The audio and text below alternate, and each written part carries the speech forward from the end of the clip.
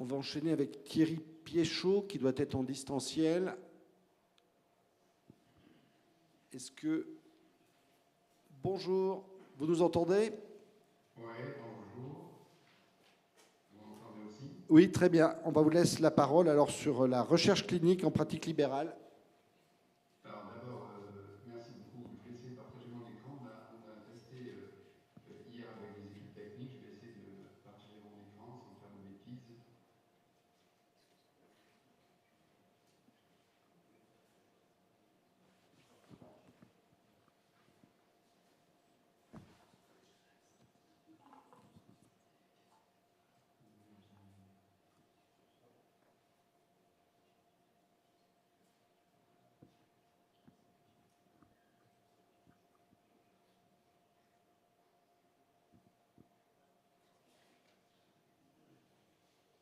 suis désolé, comme je l'ai fait 50 fois,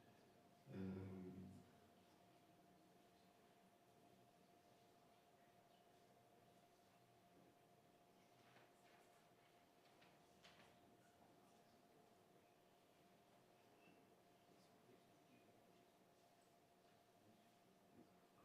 Surtout, vous pouvez. Il est là, votre collègue technicien, pour m'aider à...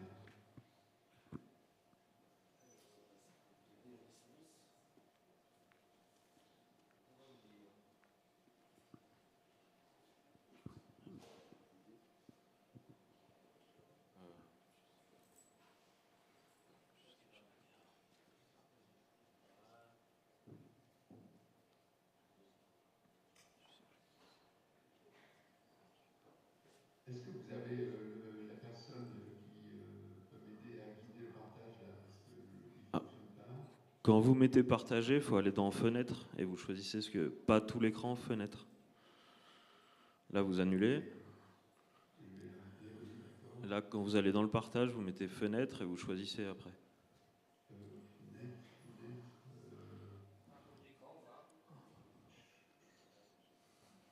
Mais la fenêtre, c'est mon écran, non? Vous avez déjà ouvert votre présentation? Ah, je l'ai pas ouverte. D'accord, excusez-moi. Excusez-moi, je l'ai pas ouverte. Je suis désolé, on s'est entraîné hier.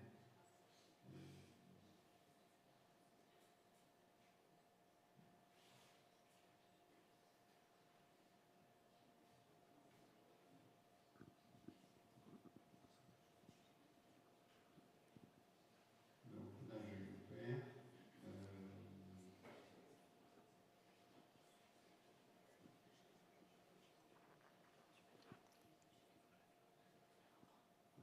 Attendez, je suis désolé, je vais me déconnecter pour me connecter. Vous m'accordez une seconde?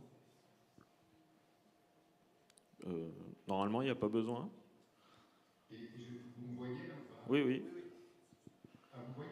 Oui, oui. Ben, on vous voit vous, hein, pas la présentation. Eh non, mais c'est vrai, Ouais. d'accord. Oui,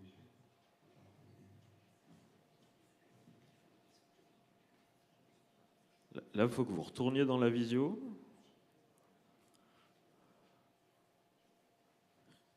je suis désolé, je ne vois plus.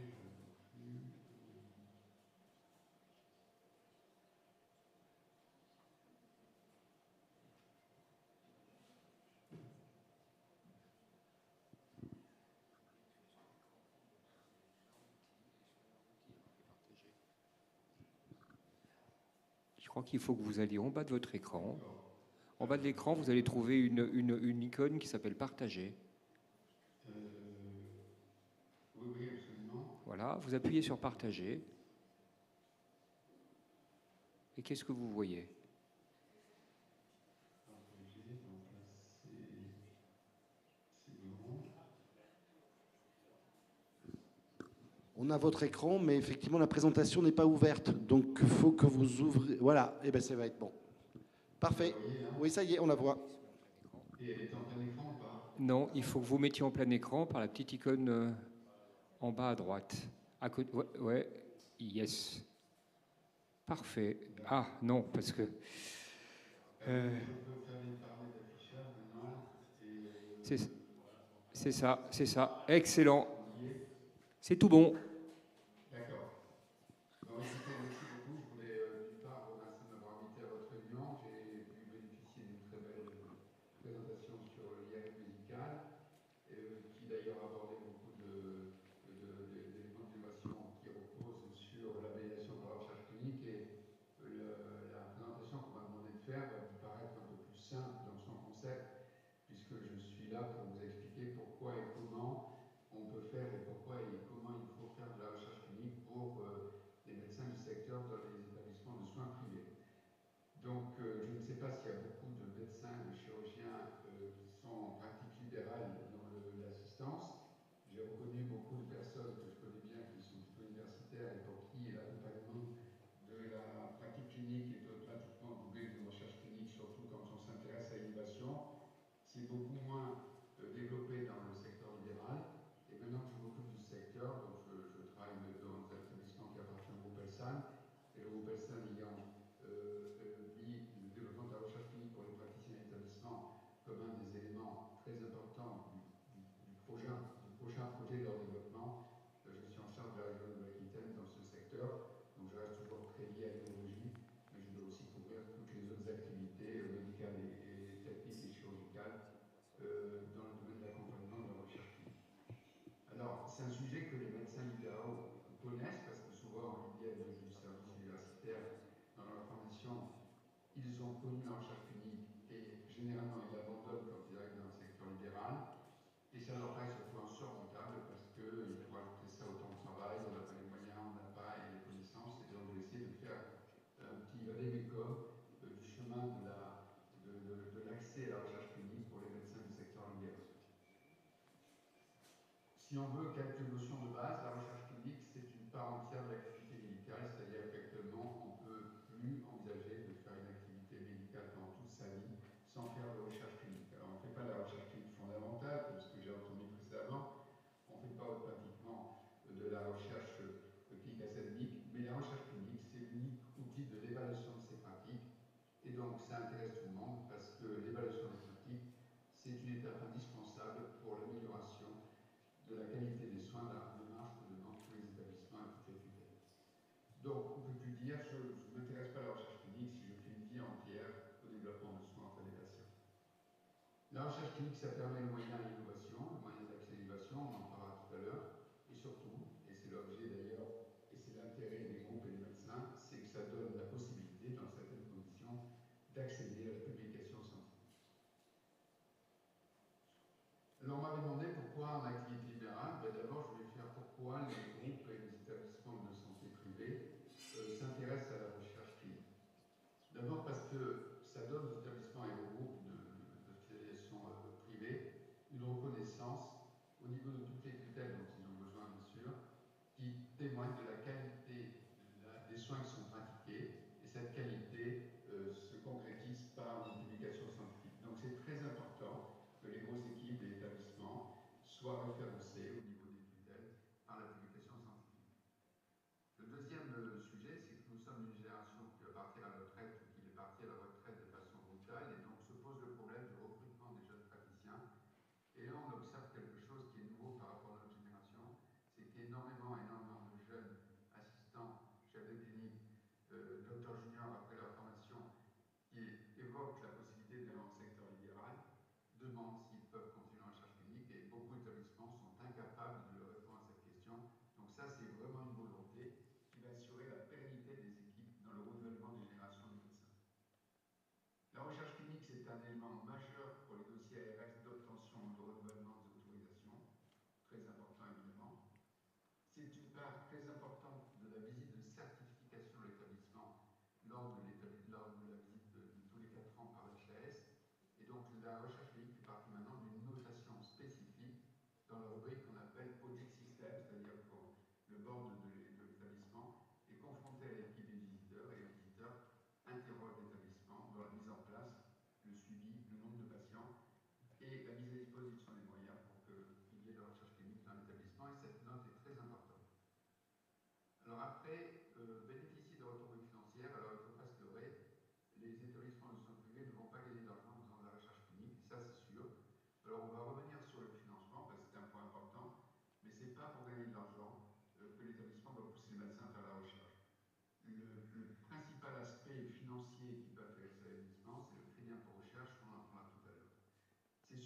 grâce à la recherche clinique, l'établissement peut avoir des partenariats avec des partenaires industriels ou des laboratoires médicaux, donc ça c'est important également pour tout leur flux de partenariats et de provisionnement des matériels dont ils ont besoin. Et surtout, en conclusion, ça permet aux établissements et aux groupes d'apparaître comme un partenaire de soins de haut niveau grâce au référencement scientifique de leur équipe médicale, et ce, par la publication scientifique des résultats de leur recherche. Donc il n'y a pas de doute, les établissements et les groupes, ils cherchent à développer la recherche clinique au sein de leurs équipes médicales. Alors pour le médecin, eh ben, c'est l'envers du miroir. Pour les jeunes qui arrivent, il est certain que beaucoup maintenant demandent et vont continuer, poursuivre ou lancer des nouveaux projets de recherche clinique. Et donc, l'établissement doit être en mesure de leur montrer les moyens qu'ils ont à leur disposition pour ça. Pour le médecin, c'est une reconnaissance et une valorisation de sa pratique clinique par l'évaluation des pratiques. C'est aussi un accès à l'innovation parce qu'aucun établissement va accepter de financer, par exemple, un matériel coûteux en innovation si l'établissement ne dispose pas d'un parcours de recherche clinique qui l'accompagne pour vérifier et pour valider les résultats de cette innovation. C'est un élément important, majeur des futures démarches de certification et de renouvellement des autorisations, puisque, comme vous savez, tous les 10 ans, les médecins vont être obligés de faire renouveler leur certification et les autorisations dans des pratiques bien spécifiques. Et enfin, pour le médecin, on va arriver à la question de la valorisation financière. Alors, on est bien d'accord, ce n'est pas pour gagner de l'argent que le médecin va faire de la recherche clinique, mais par rapport à certains systèmes universitaires, parapublics ou académiques, comme les centres anticancéreux, il est possible que les médecins retrouvent une petite retombée financière du travail de la recherche clinique par la rémunération des publications. Donc ça, c'est pourquoi, ben oui, ça intéresse tout le monde, ça intéresse les jeunes médecins qui arrivent, les médecins qui étaient en place et qui sont contents de pouvoir s'y mettre alors qu'ils n'avaient pas commencé au début des carrières, et les groupes qui demandent ça à leurs médecins. Alors, comment on fait de la recherche clinique? Alors, évidemment, cette diapo, elle va vous paraître de l'école maternelle pour ceux qui connaissent bien. Pour ceux qui ne connaissent pas, il faut différencier deux choses. C'est ce que l'on appelle l'élaboration de projets de recherche clinique, c'est ce qu'on appelle la promotion interne. C'est-à-dire que là, ce projet va être le résultat de la volonté d'un médecin d'une équipe médicale ou d'une équipe technique de valoriser une pratique particulière ou une innovation qu'ils ont envie de mettre en place.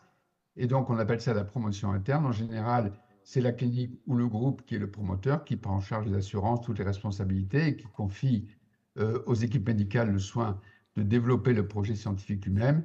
Et là, en général, alors pour être clair, on ne s'intéresse plus du tout aux études rétrospectives, c'est-à-dire ma vie, ma carrière, combien j'ai fait de prothèses de hanche, comment c'est passé, ça n'intéresse plus personne. Parce que dès qu'on va parler de projets de recherche clinique, on va parler d'argent.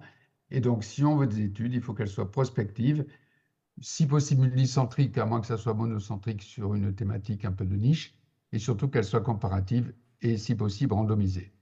Donc, on appelle ça l'élaboration de projets, promotion interne, études prospectives, mono- ou multicentriques, comparatives, randomisées. C'est possible de l'envisager dans les groupes d'établissements privés. Et puis, le deuxième type de participation à un projet de recherche clinique, vous le connaissez tous, c'est la participation à un projet de promotion externe. Donc là, tout le monde a été un jour appelé ou sollicité pour participer à pour permettre des inclusions de leur patientèle dans des projets qui sont des projets de promotion académique ou universitaire, ou alors des projets industriels pour des techniques ou des médicaments. Et donc, généralement, toutes ces études, elles sont multicentriques, bien sûr, elles sont prospectives toujours, randomisées parfois, et elles obéissent à des règles de commercialisation, puisque le promoteur est externe au milieu médical, enfin externe dans sa conception du projet. Et donc là, on obéit aux règles réglementaires, aux observatoires et aux registres qu'imposent les industriels ou les académies. Donc, le médecin libéral, il a ces deux options possibles, et on verra comment ça peut se dérouler. Alors, très rapidement, parce qu'on m'a demandé d'expliquer comment ça marchait, donc je vous ai fait le schéma d'un projet de recherche de promotion interne dans un établissement de soins. Donc, on a dit, le promoteur, c'est le médecin ou l'équipe médicale. Donc, l'idée, elle vient du médecin. Il y a parfois des arcs qui sont très intéressants dans l'établissement parce qu'elles observent les pratiques du médecin et pratiquement, quand elles voient des changements d'habitude, des changements de matériel utilisé, elle demande toujours si on ne peut pas faire un projet pour évaluer ce que représente cette innovation par rapport à la pratique antérieure. Donc, l'idée, elle vient du médecin. Si on veut faire une proposition de projet, il faut rédiger ce qu'on appelle un synopsis, c'est-à-dire un résumé avec toutes les étapes, le rationnel scientifique, la bibliographie déjà existante. Il faut que le promoteur médecin ait une petite connaissance en recherche clinique et qu'il puisse le justifier par quelques publications. Et il envoie le synopsis à ce qu'on appelle le GCS. Je vous expliquerai ce que c'est. C'est le groupement de coopération sanitaire qui gère toute la recherche scientifique dans le système privé, c'est-à-dire ce ne sont jamais les directions financières et économiques de l'établissement qui gèrent la recherche, c'est toujours une entité à part qui a but non lucratif, qui est destinée à recevoir de l'argent et à redistribuer l'argent pour la recherche. Et donc, dans ce GCS, il y a ce qu'on appelle les comités d'orientation scientifique, le COS, et donc, on propose un projet au COS. Le COS prouve que le projet a une validité, il est un rationnel, il vérifie en bibliographie qu'il n'y a pas déjà d'études existantes, et si le COS donne un avis favorable, le médecin peut rentrer dans la deuxième étape qui est celle d'écrire le protocole. Donc le protocole, vous savez, vous avez tous eu des protocoles de recherche, c'est assez long à rédiger. Et donc là, à mon avis, le médecin lui-même n'est pas en mesure de rédiger le protocole, l'ARC non plus. Et c'est là où on fait appel à ce qu'on appelle des CRO, donc des Clinical Research Office. Et c'est là où il faut de l'argent pour ça, parce qu'il faut payer le prestataire pour qu'il fasse un protocole dont le but est d'amener le protocole au niveau du CVP, qui est le juge de tutelle, qui est le comité de protection des patients. Et bon, vous connaissez tout ça, bien sûr. Et le jour où on a un accord de principe que le CVP étudie votre projet, on attend un mois et demi, et le CVP donne son verdict. Oui, le projet est recevable, viable, et on autorise à aller plus loin. Non, il ne l'est pas. Et en général, on l'abandonne parce que si un CVP est refusé, généralement, ce n'est pas la peine d'aller frapper à la porte d'un second CVP. Il est rarissime que des CVP se contredisent eux-mêmes. Alors, entre les deux extrêmes, on peut avoir des amendements à faire, des corrections à faire, qui sont parfois mineures. Et donc, en répondant à ces réponses du CVP, la première, on peut avoir un accord final. Et donc, on arrive à la suite du protocole. Donc là, on est autorisé. Et maintenant, on peut commencer la phase pratique. Donc, il faut réaliser ce qu'on appelle l'ICRF. L'ICRF, c'est la database des données des patients. Donc là, il faut voir avec le médecin qui va s'en occuper. Un ARC sur site, c'est obligatoire. Une CRO, encore payer quelqu'un pour nous faire l'ICRF, souvent, c'est indispensable parce que le recueil des données est en électronique, en informatique. On n'a plus aucune database en papier. Donc, généralement, on paye une société pour nous faire la database. Et enfin, on arrive à la mise en place au début des inclusions. Pour ceux qui ne connaissent pas ce circuit, de l'idée qui vient du médecin qui en parle à son ARC et qui vient voir notre cellule de recherche jusqu'au début des inclusions, au minimum, il faut 1 an. Ensuite, on rentre sur l'étude avec les périodes d'inclusion, qui va durer 2 ans en général. Enfin, on a le monitoring de l'étude tout au long des inclusions qui vient vérifier que les dossiers sont maintenus. Et donc, on arrive finalement à un projet qui, bon an, mal an, va nous prendre en général 3 ou 4 ans avant que les résultats soient exploitables, en partant du jour où on a eu l'idée et en arrivant à la phase où on est capable d'écrire un article avec les résultats et enfin on écrit l'article. On parlait d'argent tout à l'heure parce que ce simple projet, avant d'arriver à la rédaction, il faut compter à peu près un coût de 100 000 euros. Parce que même si on a des ressources internes au sein du groupe sanitaire et scientifique, on emploie du temps et tout ce qui est technique, réglementaire, n'est pas à la portée d'un médecin. Surtout, il n'en a pas le temps, il n'en a pas les compétences. Donc, il faut vraiment considérer que la recherche clinique, c'est une idée d'un médecin, une pratique d'un médecin, une réglementation par un CRO, par des ARC, une surveillance par un groupement scientifique et après des prestataires. Donc, l'inconvénient de ce projet de promotion interne, c'est qu'on n'a pas de financement des coûts et donc le financement revient au groupe des cliniques. Et c'est pour ça qu'on est obligé d'avoir une sélection des projets pour ne pas accepter tout, parce qu'évidemment, l'enveloppe n'est pas sans limite. Par contre, les avantages, c'est qu'en publication, il n'y a que les équipes soignantes qui sont impliquées elles-mêmes dans le sujet, et donc on a toujours les auteurs qui sont les médecins en premier, deuxième et avant-dernier et derniers auteurs, et ça, c'est très valorisant pour la suite, dont on parlera tout. Donc, on ne peut pas se dire tout seul, dans ma clinique, je vais faire de la recherche clinique, si on n'a pas un ARC, une cellule de recherche, et si on n'est pas rattaché un comité scientifique au-dessus. Le deuxième sujet, c'est la promotion externe. Donc là, on ne va pas passer beaucoup de temps parce que tout le monde le connaît, évidemment.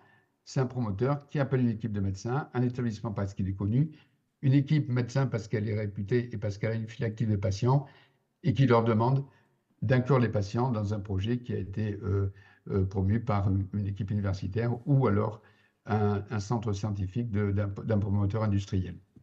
Et donc là, l'avantage, c'est que tous les coûts sont financés, tous les coûts. Il y a même un financement, bien sûr, pour le personnel de l'établissement qui va participer à l'inclusion des patients et au suivi des patients. Il y aura une rémunération plus ou moins élevée pour les médecins qui participent à l'inclusion de leurs patients. Par contre, la limite, c'est que les publications sont très diluées, puisque plus on est multicentrique, plus les experts et les investigateurs sont au milieu de la liste, et moins la visibilité en point SIGAPS est importante. Donc en fait, on dit, dans les groupes d'établissements privés, il faut les deux. Il faut de la promotion externe parce que ça valorise la reconnaissance des établissements par rapport aux groupes promoteurs de la promotion externe. Et ça donne un peu d'argent pour faire, et ça évite de dépenser l'argent pour faire la réglementaire. Mais il n'y a pas beaucoup de publications. Et de l'autre côté, il faut de la promotion interne pour valoriser les médecins, l'établissement et pour avoir une visibilité en point SIGAPS. Alors, vous allez dire que je vous parle beaucoup d'argent, mais en fait, non. Moi, j'aime surtout la recherche clinique, mais on ne peut pas le faire sans données financières. Donc, il faut savoir que le financement de la nationale de recherche clinique est donné par la DGOS, donc Direction générale des soins. La dotation en 2024, c'est 2 milliards d'euros. Donc, ce n'est pas rien. Et donc, cette enveloppe, elle est divisée en 3 parties qui correspondent aux 3 parties de la recherche clinique. Dans la recherche clinique, il faut inclure des patients. Et donc, l'enveloppe pour payer la recherche des inclusions, c'est 15% de la dotation socle. C'est très peu. L'enveloppe publication, c'est les fameux mairies que vous connaissez. C'est les points SIGAPS qu'on obtient grâce au référencement des auteurs et des articles dans des revues scientifiques qui sont classées en référencement SIGAPS. 62% de la dotation.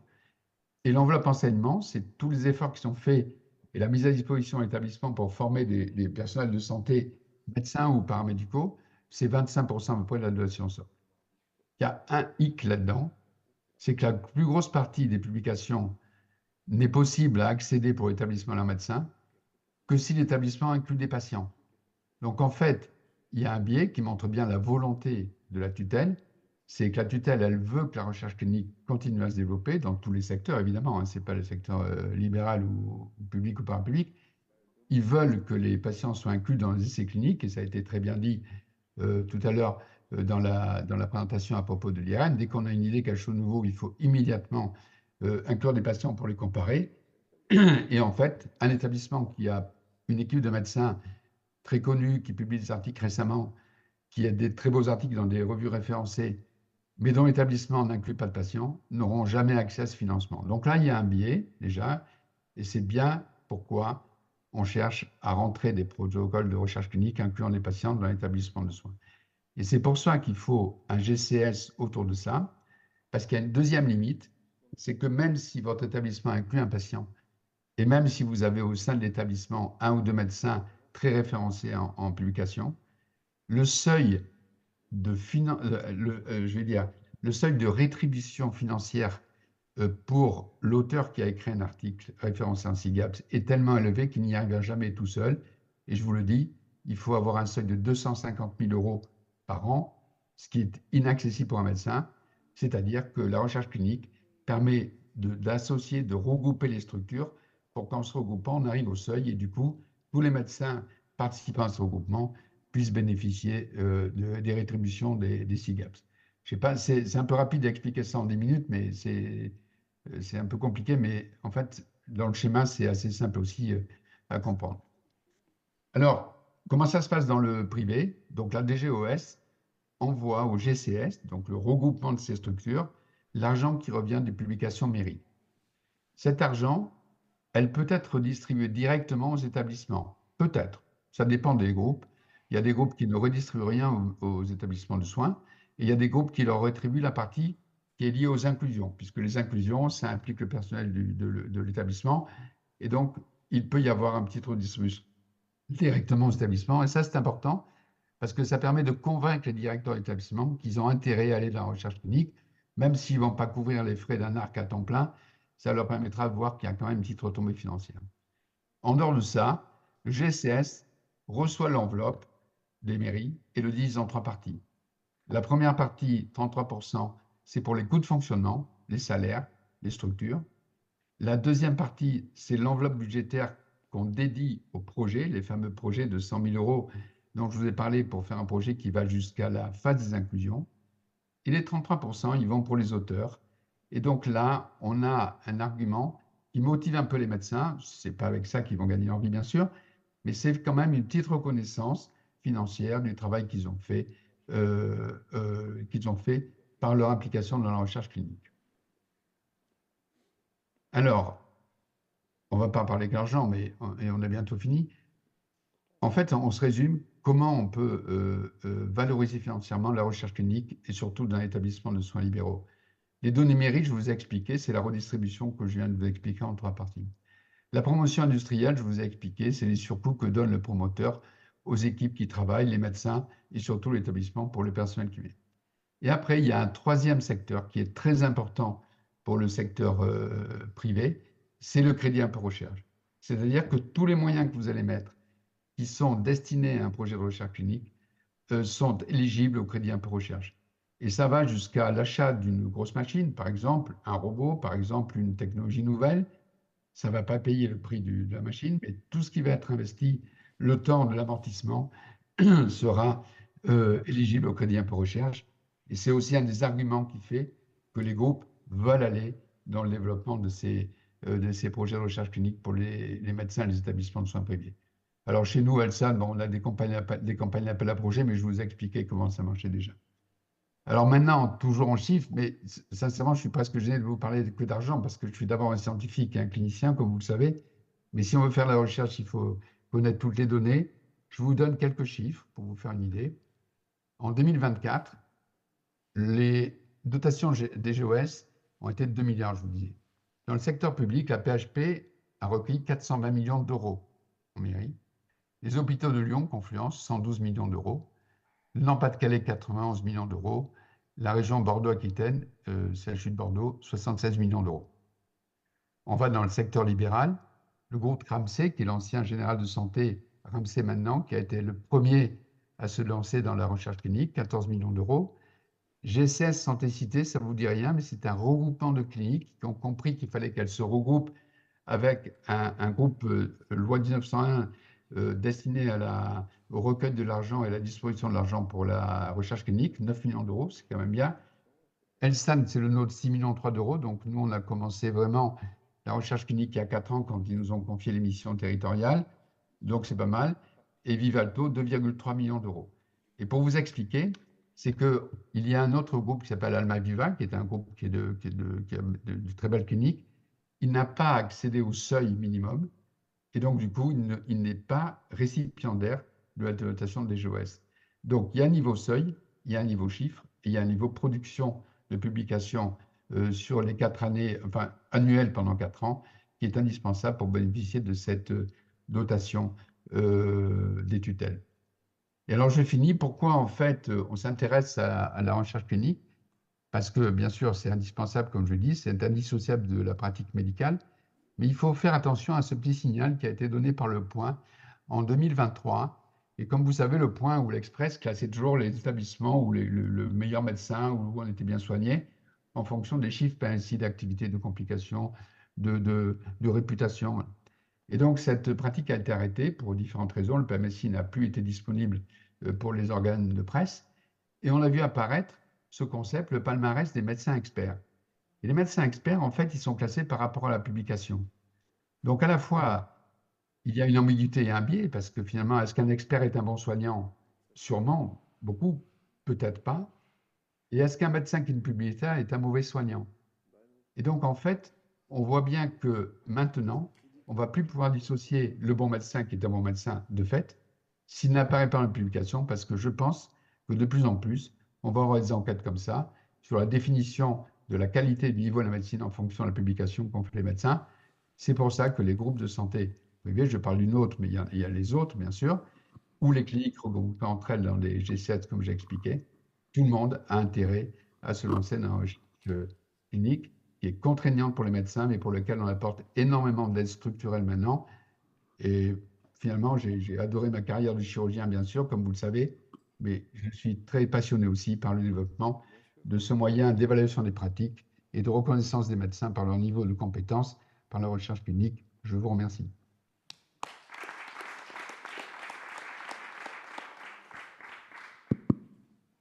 Merci Thierry. Alors, est-ce qu'il y a des questions ou des commentaires? Pas de questions, pas de commentaires. Bon, moi, je vais en faire un. Alors, je trouve absolument super votre présentation, elle est très très bien. Je pense que effectivement, je suis Lionel Badet, je suis un HU de Lyon et de Saint-Étienne. Je trouve que c'est super, mais que en fait, il y a juste une question de prédisposition et d'orientation et de mission au niveau du service de santé.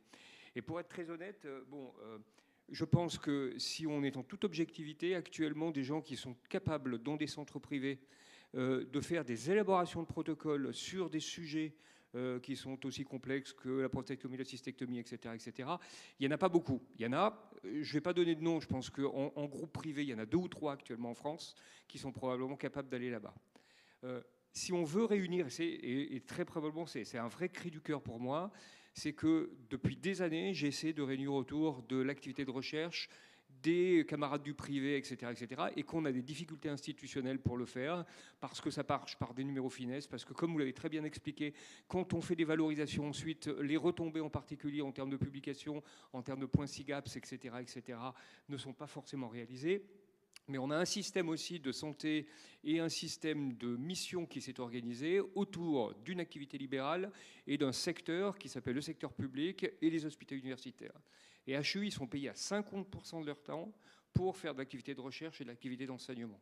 Et je pense qu'ils doivent, mais à tort ou à raison, c'est une ouverture de débat, rester les coordinateurs de ces activités qui sont devenues de plus en plus complexes, qui nécessitent d'avoir du personnel spécifique, pour lesquels les demandes de financement sont devenues juste ubuesque et très compliqué, et qu'en conséquence de quoi, c'est à notre communauté d'essayer de trouver les interactions qu'il faut avec le privé, mais qu'on restera de facto, probablement au cours du temps, beaucoup plus dans des systèmes de participation que dans des systèmes d'élaboration. Mais il faut pousser la participation pour que les gens du privé aient à la fois des retombées qui soient de notoriété sur les publications et avec des noms dans les publications et sur des retombées financières. Mais je pense fondamentalement qu'en tout cas, tant qu'on n'aura pas changé notre système de santé, de fonctionnement et les missions de chacun, que l'universitoire doit garder dans ce cadre-là un élément de barycentre parce que, en termes de coordination, en termes de moyens alloués, en termes de temps à passer, interrogeons ici les gens du privé, combien vous avez de temps de passer à l'activité de recherche dans votre activité libérale actuellement? C'est super compliqué. Voilà, juste une incise, parce qu'il me semble que ça vaut le coup de l'être dit, et que effectivement, si ce que vous dites est tout à fait exact, et que c'est un idéal vers lequel on pourrait penser, essayer d'aller, il me semble qu'en termes de réalité, de terrain, c'est vachement compliqué. Vous m'entendez? Bien sûr. Oui, bon, écoutez, merci beaucoup pour votre commentaire. Simplement, si vous me dites ça, c'est que j'ai peur de m'être mal exprimé. On n'est pas du tout en concurrence avec le niveau de projet de recherche clinique dont vous parlez. Pas du tout. On est, évidemment, les équipes peuvent être des partenaires de promotion externe et il faut les pousser à l'être. Et nous, le travail qu'on a à faire, c'est leur mettre à disposition sur place tous les moyens pour que le monitoring de votre projet de recherche clinique soit bien tenu et que les dossiers soient bien traités. En fait, dans la pratique de recherche clinique, on fait surtout des comparaisons de pratiques. On est sur des projets, par exemple, est-ce que telle chirurgie peut être faite en ambulatoire dans des conditions de sécurité? On a des projets de prospective d'évolution des pratiques. Et on peut évaluer la prostatectomie. Enfin, je ne veux pas rester en urologie automatiquement. Mais ce que vous dites est vrai, hein, on n'est pas du tout concurrent. D'ailleurs, si vous regardez la distribution financière entre les deux secteurs, il n'y a même pas photo, vous voyez. Mais c'est pour me dire que la génération qui vient, la nôtre n'a pas pu faire ça. On n'avait pas les moyens, personne ne nous en parlait. Et à partir du moment où on avait quitté le secteur universitaire qui nous a formés à aller en privé, on a été coupés. Et là, on voit une transition de mentalité entre les générations. Et c'est pour ça qu'on est obligé d'amener la recherche clinique à la portée des médecins et établissements privés.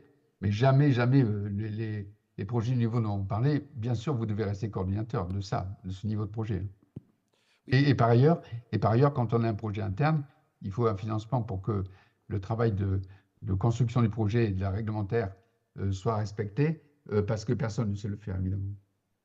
Oui, pour compléter ce que vous venez de dire, est-ce que l'on sait parmi les 33 millions de financements mairie qui ont été attribués l'année dernière aux établissements libéraux, combien étaient à promotion interne? Est-ce qu'on a une idée du pourcentage ou pas du tout? Moi, je ne le sais pas directement. Je le sais pas directement. Sincèrement, je pense qu'il n'y a pas beaucoup de promotion interne puisqu'on a commencé les territoires il y a 4 ans, 5 ans. Je vous parle de Elsan. Ramsey, par exemple, avec Guillaume Ploussard à Toulouse, il est antérieur à nous. Eux, ils ont des retombées de la promotion interne sûrement. Nous, on ne doit pas en avoir encore parce qu'il faut attendre 5 ans pour avoir les retombées mairie, hein. Ok, merci beaucoup. Est-ce qu'il y a d'autres questions, commentaires? Oui. Oui, bonjour. Je suis coordinatrice d'études cliniques à Lyon et j'avais une question. Bonjour. J'avais une question. Est-ce que vous connaissez finalement le recrutement d'ARC que vous pouvez avoir sur votre réseau? Est-ce que vous financez beaucoup d'ARC finalement dans votre réseau à ce jour ou ça viendra avec le temps? Alors, c'est une énorme question, ça. Donc, il y a 2 niveaux. Il y a le niveau de la direction scientifique, donc, dans ces métiers qui recrutent des ARC professionnels qui sont à temps plein. Et le budget dont j'ai parlé sert à payer les ARC au niveau de la direction scientifique. Et après, au niveau de chaque établissement, le problème, c'est que le groupe laisse l'établissement assurer le coût financier des ARC. Et c'est là où est le problème, parce que les directeurs d'établissement considèrent que c'est une charge nette sans retombée financière. Ce qui est vrai pour les 3 années qui vont suivre l'embauche de cet ARC. Ce qui est faux parce qu'on a du crédit impôt recherche qui déjà va participer à une partie de la charge salariale, mais c'est le gros problème. Et toute la politique du groupe, c'est d'arriver à montrer au directeur d'établissement qu'il faut qu'il recrute des ARC. Et alors après, le second sujet, c'est que c'est pas si facile de trouver des ARC et de les recruter. Donc maintenant, nos équipes sont enseignantes dans des écoles d'ARC, on les prend en stage de formation, parce qu'autrement, si on ne commence pas à créer notre propre réseau, c'est vrai que c'est compliqué de trouver un ARC. Il y a des régions de France où il y a un ARC par territoire, public, parapublic et privé, hein. Et donc, on fait des conditions, ils se déplacent en voiture. Enfin, c'est un métier qui manque encore, qui n'est pas si facile à recruter. Je ne sais pas si j'ai répondu. Non. Ben, il me reste à vous remercier de cette. Non, merci à vous. Ça me fait plaisir de vous voir. Je vois des gens que je connais. Donc... Très bien. Merci beaucoup. Merci beaucoup. Et pour nous, cela va clore cet Eurofocus 2024.